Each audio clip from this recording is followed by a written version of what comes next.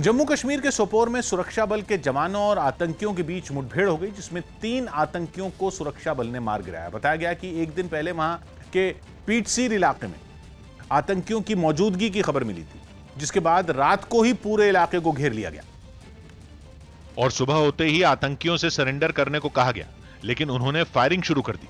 आतंकी एक मकान में छिपे थे और सैनिक बाहर थे। भारतीय फौज ने भी आतंकियों को मुंह तोड़ जवाब दिया। दोनों तरफ से ताबड़तोड़ गोलियां चली, जिनकी आवाज दूर दूर तक सुनाई दी।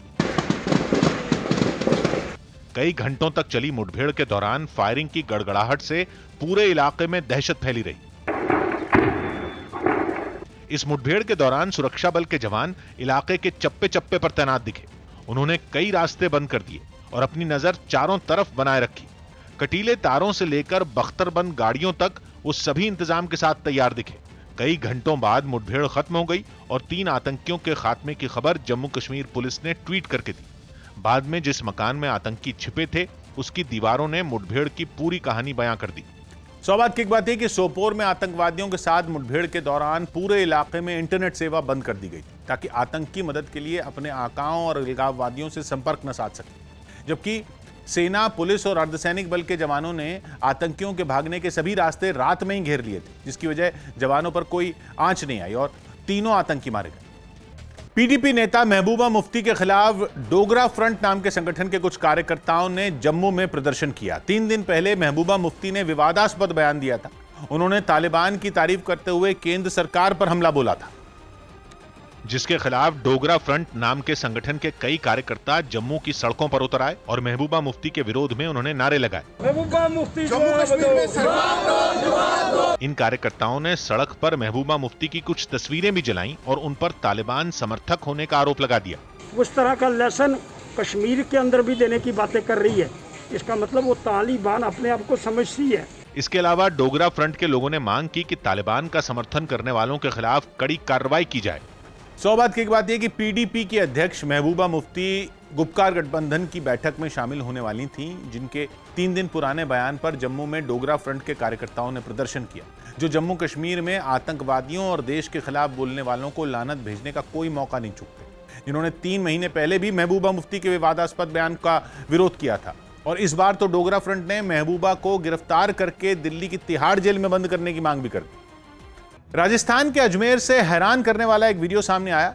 वहां कुछ लोगों ने भीख मांगने वालों के साथ मारपीट करने के बाद धमकी भी दी। 21 अगस्त के इस वीडियो के वायरल हो जाने के बाद पुलिस ने 5 आरोपियों को गिरफ्तार कर लिया, जिन्होंने एक इलाके में भीख मांग रहे कुछ लोगों को घेर कर उनकी तलाशी ली। बताया गया कि उन लोगों को उन पर चोरी का शक था। इसके बाद उन्होंने उनकी पिटाई भी की। ये लकड़ी लो, इसको मारो, इनको तबीयत। मारपीट के बाद इलाके के लोगों ने भीख मांगने वालों को दोबारा वहां न आने की चेतावनी भी दी। नहीं आएंगे, इतना बुरा मारेंगे तेरे को। इस वीडियो के वायरल होते ही पुलिस ने सभी आरोपियों को गिरफ्तार कर लिया। साथ ही जिनको पीटा गया उनकी तलाश भी तेज कर दी गई। जैसे ही उनकी तलाश हो जाती है तो और आगे कार्रवाई की जाएगी। इस संबंध में मुकदमा भी दर्ज किया जाकर अनुसंधान किया जा रहा है। खबर है कि वो लोग यूपी के रहने वाले थे, इसीलिए राजस्थान पुलिस ने इस मामले की जांच के लिए यूपी पुलिस से भी मदद मांगी। सौभाग्य की एक बात यह कि अजमेर में दरगाह के पास भिखारियों का हुजूम रहता है, लेकिन एक युवक और एक नाबालिग लड़का दरगाह से दूर दूसरे इलाके में भीख मांग रहे थे, जिन्हें वहां कुछ लोगों ने बुरी तरह पीटा और तनाव भड़काने वाली टिप्पणियां भी की, जिसके बारे में अजमेर पुलिस का दावा है कि भिखारियों को चोर होने के शक में मारा गया, जिसमें वायरल वीडियो के आधार पर 5 लोगों को हिरासत में लिया गया, क्योंकि पीड़ित भिखारी यूपी के थे, जो शिकायत दर्ज कराए बिना अजमेर से चले गए थे, जिनको ढूंढने के लिए अजमेर पुलिस ने यूपी पुलिस से भी संपर्क साधा। राजस्थान में मुख्यमंत्री के साथ जारी खींचतान के बीच सचिन पायलट ने अशोक गहलोत के गढ़ जोधपुर में शक्ति प्रदर्शन किया। बताया गया कि पायलट को बाड़मेर जाना था, जिसके लिए वो जोधपुर एयरपोर्ट पर उतरे और जैसे ही सचिन पायलट एयरपोर्ट से बाहर निकले, उनके स्वागत में समर्थकों का हुजूम उमड़ पड़ा। लोगों ने उन पर फूलों की बारिश कर दी और उनके समर्थन में खूब नारे भी लगाए।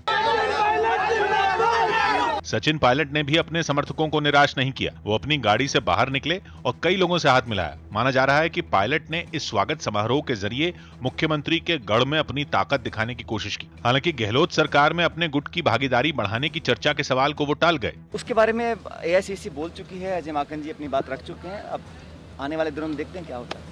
एयरपोर्ट से निकलने के बाद सचिन पायलट का काफिला जहां से भी गुजरा, वहां उनके समर्थकों की भीड़ नजर आई। सौभाग्य की एक बात है कि सचिन पायलट एक विधायक के घर शोक जताने के लिए बाड़मेर जा रहे थे, लेकिन जोधपुर एयरपोर्ट पर उनके समर्थकों ने इसे भी सचिन पायलट की लोकप्रियता और उनकी ताकत की नुमाइश का जरिया बना लिया, जो राजस्थान के मंत्रिमंडल में फेरबदल का इंतजार कर रहे हैं, जिसकी चर्चा तो पिछले महीने से हो रही, लेकिन अशोक गहलोत और पायलट के बीच संतुलन साधने की कोशिश में मामला अटका बताया जा रहा। हरियाणा के रोहतक में पोस्ट ग्रेजुएशन की परीक्षाओं के विरोध में महर्षि दयानंद यूनिवर्सिटी के छात्रों ने जमकर बवाल किया। हंगामा कर रहे छात्रों की दलील है कि कोरोना की वजह से उनका सिलेबस पूरा नहीं हो पाया। ऐसे में उनकी मांग है कि एग्जाम पैटर्न में बदलाव किया जाए या फिर बिना परीक्षा लिए उन्हें प्रमोट कर दिया जाए। और इसे मनवाने के लिए वो यूनिवर्सिटी के वाइस चांसलर के दफ्तर के बाहर इकट्ठा हो गए, लेकिन उन्हें दरवाजे पर ही रोकने की कोशिश की गई। ये छात्र भी कहां मानने वाले थे। उन्होंने धक्का मुक्की की और अंदर घुस गए। वो वाइस चांसलर से मिलने के लिए आगे बढ़ने लगे। उन्हें फिर रोका गया, लेकिन उनका हंगामा जारी रहा। यूनिवर्सिटी प्रशासन के खिलाफ हंगामा कर रहे छात्र वहीं धरने पर बैठ गए। अब तक यूनिवर्सिटी का जो परीक्षा पैटर्न है वो आउट ऑफ 9 5 क्वेश्चन करने होते हैं। हमारी मांग है कि आउट ऑफ 9 3 क्वेश्चन कर करके पीजी प्रथम वर्ष के छात्रों को रिलैक्सेशन दी जाए। इससे पहले उन्होंने यूनिवर्सिटी परिसर में वाइस चांसलर के खिलाफ खूब नारे भी लगाए। हंगामा बढ़ा तो यूनिवर्सिटी प्रशासन ने छात्रों को भरोसा दिया कि उनके लिखित में शिकायत देने के बाद इस मुद्दे पर विचार किया जाएगा। हमें ये लिख के देते हैं और हम पता करते हैं कि वाकई ऐसा है कि पिछले महीने, तो उस हिसाब से इनके एग्जाम होंगे। महर्षि दयानंद विश्वविद्यालय में अगले महीने की 1 तारीख से पोस्ट ग्रेजुएशन के एग्जाम शुरू होने वाले हैं। उससे पहले वहां के छात्र इन परीक्षाओं के विरोध में उतर आए। सौभाग्य की बात यह कि हरियाणा के लगभग 100 कॉलेज रोहतक की महर्षि दयानंद यूनिवर्सिटी से जुड़े हैं, जिन्हें 1.5 महीने पहले खोला गया और उससे पहले वहां ऑनलाइन पढ़ाई चल रही थी। जबकि छात्र छात्राओं का दावा है कि महामारी की वजह से उनकी ढंग से पढ़ाई नहीं हुई और पाठ्यक्रम भी पूरा नहीं हो पाया, जिसे मुद्दा बनाकर हरियाणा के डिप्टी सीएम दुष्यंत चौटाला की पार्टी से जुड़े छात्र संगठन ने प्रदर्शन किया। अफगानिस्तान से गुरु ग्रंथ साहब की प्रतियां भारत पहुंच गईं। वहां के अलग अलग गुरुद्वारों में रखी ये तीनों प्रतियां भारत आईं, जिन्हें दिल्ली में सुरक्षित रखा जाएगा। इन प्रतियों को लेने के लिए एयरपोर्ट पर खास तैयारियां की गई। और जब गुरु ग्रंथ साहब के तीनों स्वरूप विमान से भारत पहुंचे तो खुद केंद्रीय मंत्री हरदीप सिंह पुरी उन्हें लेने विमान तक गए, जहां उन्होंने एक स्वरूप को अपने सर पर रखा और सतनाम वाहेगुरु बोलते हुए आगे बढ़े।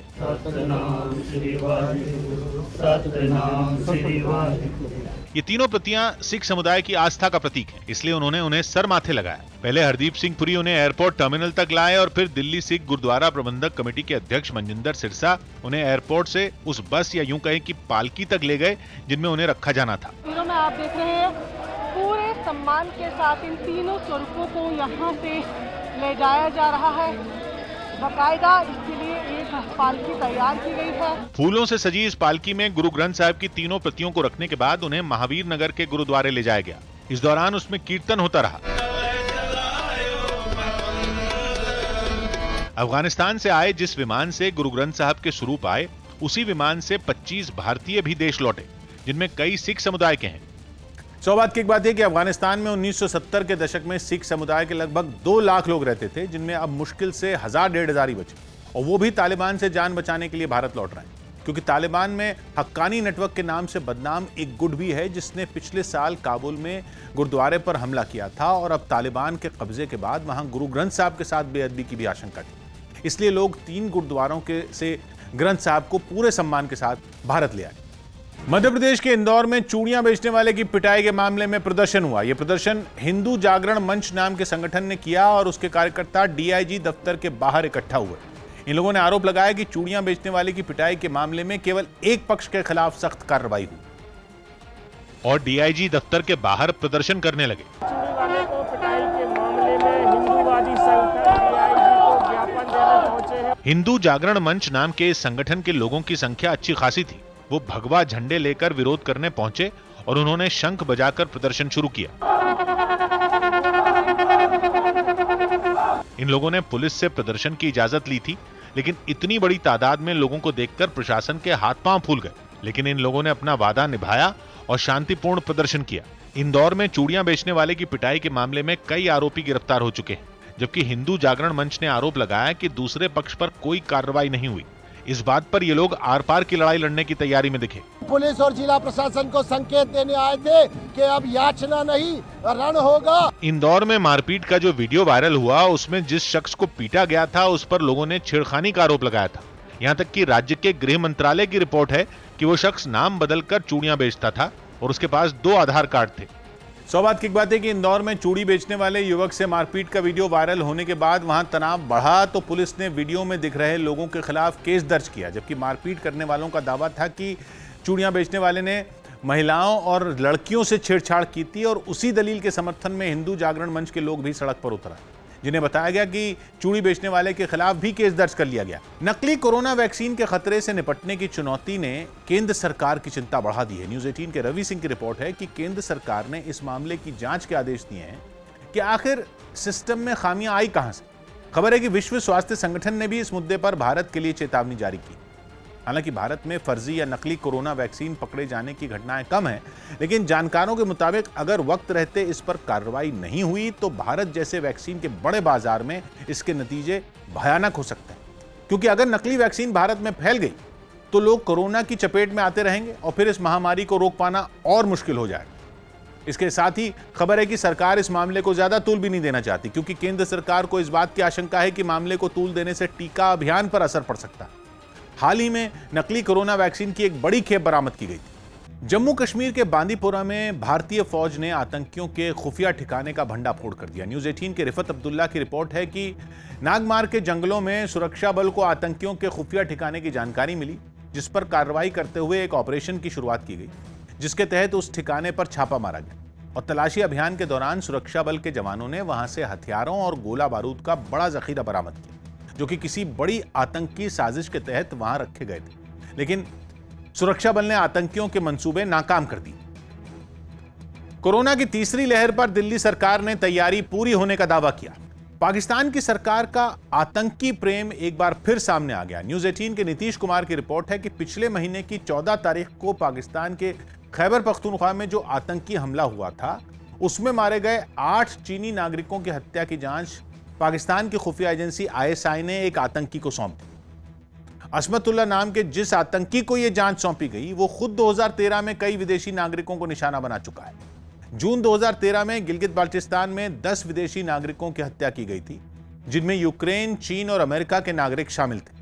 उस वक्त चीन ने पाकिस्तान से दोषियों के खिलाफ कार्रवाई की मांग भी की थी और चीन की लिस्ट में सबसे ऊपर असमतुल्ला का ही नाम था। खबर है कि पहले यह आतंकी जैश ए मोहम्मद के लिए काम करता था और बाद में वो तालिबान के साथ मिल गया। पंजाब कांग्रेस में एक बार फिर कैप्टन अमरिंदर सिंह और नवजोत सिंह सिद्धू की लड़ाई की खबर है। न्यूज़ 18 के चमन फिलानिया की रिपोर्ट है कि सिद्धू के सलाहकारों के कश्मीर और पाकिस्तान से जुड़े बयानों पर पंजाब के मुख्यमंत्री के दफ्तर की ओर से प्रेस नोट जारी किया गया, जिसमें पंजाब सरकार के कई मंत्रियों ने मांग की कि सिद्धू के सलाहकारों के खिलाफ कार्रवाई की जाए।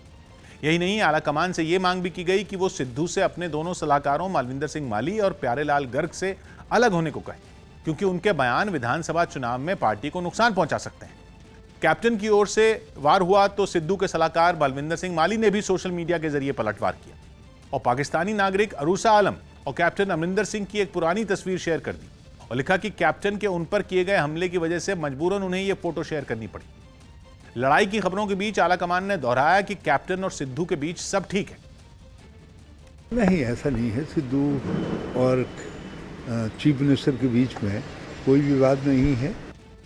यूक्रेन के विदेश मंत्री ने दावा किया कि कुछ लोगों ने काबुल से यूक्रेन का विमान अगवा कर लिया। न्यूज़ 18 के संदीप बोल की रिपोर्ट है कि यूक्रेन के विदेश मंत्री ने आरोप लगाया कि रविवार को उनके देश का विमान कुछ लोगों ने अगवा कर लिया। उनका कहना है कि विमान को कुछ अनजान लोग ईरान ले गए, जबकि वो अफगानिस्तान में फंसे यूक्रेन के लोगों को निकालने के लिए वहां गया था। लेकिन उन्होंने ये नहीं बताया कि जिस विमान के अगवा होने की बात वो कह रहे हैं उसे वापस कैसे लाया जाएगा। यही नहीं, उन्होंने दावा किया कि पिछले 3 बार से वो अपने नागरिकों अफगानिस्तान से निकाल नहीं पा रहे हैं, क्योंकि वो काबुल एयरपोर्ट के अंदर दाखिल नहीं हो पाए। यूक्रेन की सरकार ने जानकारी दी कि अभी अफगानिस्तान में उसके करीब 100 नागरिक फंसे हुए हैं। छत्तीसगढ़ में मुख्यमंत्री बदलने के मुद्दे पर जारी घमासान के बीच खबर है कि सोनिया गांधी इस पर आखिरी फैसला लेंगी। न्यूज़ 18 के अरुण सिंह की रिपोर्ट है कि राहुल गांधी ने इस मामले में मुख्यमंत्री भूपेश बघेल, सीएम पद के दूसरे दावेदार टीएस सिंहदेव और राज्य के प्रभारी पीएल पुनिया के साथ 3 घंटे तक बैठक की, जिसमें कोई फैसला नहीं निकल सका और गेंद सोनिया गांधी के पाले में डाल दी गई। यानी सोनिया गांधी राज्य में सीएम बदलने के मुद्दे पर आखिरी फैसला लेंगी। खबर है कि इस बैठक के बाद पार्टी में कई विकल्पों पर चर्चा भी शुरू हो गई, जिसके तहत भूपेश बघेल को सीएम बनाए रखने के साथ टीएस सिंहदेव को प्रदेश अध्यक्ष या केंद्रीय स्तर पर बड़ी भूमिका दी जा सकती है। दूसरे विकल्प के तहत भूपेश बघेल को हटाकर टीएस सिंहदेव को मुख्यमंत्री की कमान सौंपी जा सकती है। और अगर फिर भी यह झगड़ा नहीं सुलझ पाया तो राहुल गांधी के करीबी ताम्रध्वज साहू को मुख्यमंत्री बनाया जा सकता है। हालांकि टीएस सिंहदेव खेमा यह दावा करता है कि छत्तीसगढ़ में कांग्रेस सरकार के गठन के वक्त 2.5 साल बाद मुख्यमंत्री बदलने का वादा किया गया था और अब उस वादे के मुताबिक पार्टी आलाकमान ने 2.5 साल बाद टीएस सिंहदेव को मुख्यमंत्री बनाने का भरोसा दिया था।